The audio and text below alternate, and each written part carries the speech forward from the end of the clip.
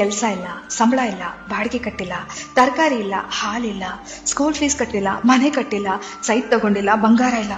ಅಬ್ಬಬ್ಬಾ, ಎಷ್ಟೆಲ್ಲ ಸಮಸ್ಯೆಗಳು ಅಲ್ವಾ? ಫ್ರೆಂಡು, ಒಂದು ಹೇಳ್ತೀನಿ, ನೆನ್ಪಿಟ್ಕೊಳ್ಳಿ.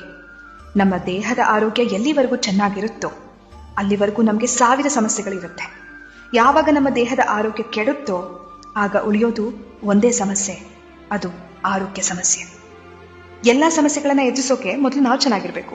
ಊಟ ಇಲ್ಲದೆ, ನಿದ್ದೆ ಇಲ್ಲದೆ, ಎಲ್ಲದ್ರ ಬಗ್ಗೆ ಯೋಚನೆ ಮಾಡಿ ಆರೋಗ್ಯ ಕೆಟ್ಟಾಗ ಏನ್ ಪ್ರಯೋಜನ ಹೇಳಿ? ಇವತ್ತು ನಾವು ಚೆನ್ನಾಗಿದ್ದೀವಾ? ಕೈಕಾಲು ಚೆನ್ನಾಗಿದ್ದು ಹತ್ತೋಕೆ ಇಳಿಯೋಕೆ ಆಗ್ತಿದ್ಯಾ? ಖುಷಿ ಪಡಿ, ದೇವರಿಗೆ ಕೃತಜ್ಞತೆ ಹೇಳಿ.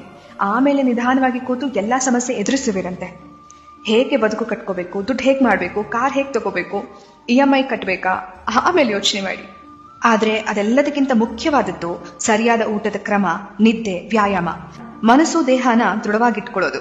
ಯಾಕೆಂದ್ರೆ ಆರೋಗ್ಯ ಸರಿ ಇಲ್ಲ ಅಂದ್ಕೊಳ್ಳಿ, ನಾವು ಇದ್ಯಾವುದ್ರ ಬಗ್ಗೆನೂ ಯೋಚನೆ ಮಾಡಕ್ಕೆ ಹೋಗಲ್ಲ ಫ್ರೆಂಡು. ಮತ್ತೆ ಯಾವಾಗಪ್ಪ ಹುಷಾರಾಗ್ತೀನಿ, ಮೊದಲಿನ ತರ ಯಾವಾಗ ಆಗ್ತೀನಿ, ನನ್ನ ಕೆಲಸ ನಾನೇ ಯಾವಾಗ ಮಾಡ್ಕೋತೀನಿ, ಎಲ್ಲ ಕಡೆ ಯಾವಾಗ ಓಡಾಡ್ತೀನಿ, ಇಷ್ಟಪಟ್ಟಿದ್ದು ಯಾವಾಗ ತಿಂತೀನಿ ಅನ್ಸುತ್ತೆ. ನಿಮ್ಮ ಆರೋಗ್ಯವನ್ನ ಜೋಪಾನವಾಗಿ ನೋಡ್ಕೊಳ್ಳಿ. ನಿಮ್ಮ ದೇಹವನ್ನ ಪ್ರೀತಿಸಿ, ರಕ್ಷಿಸಿ, ಆರೈಕೆ ಮಾಡಿ. ಇವತ್ತು ನಿಮ್ಮ ನಿಯಂತ್ರಣದಲ್ಲಿರೋ ನಿಮ್ಮ ಆರೋಗ್ಯ ಎಷ್ಟು ಅಮೂಲ್ಯವಾಗಿದೆ ಎಂದು ಬೇಗ ಅರ್ಥ ಮಾಡ್ಕೊಳ್ಳಿ. ಎನ್ನ ಕಾಲೇ ಕಂಬ, ದೇಹವೇ ದೇಗುಲ, ಶಿರವೇ ಹೊನ್ನ ಕಳಶವಯ್ಯ ಎಂಬ ಬಸವಣ್ಣನವರ ವಚನದಂತೆ ನಮ್ಮ ದೇಹ ಶಿವ ನೆಲೆಸುವ ದೇವಾಲಯವಾಗಲಿ, ಆರೋಗ್ಯವೇ ಮಹಾಭಾಗ್ಯವಾಗಲಿ.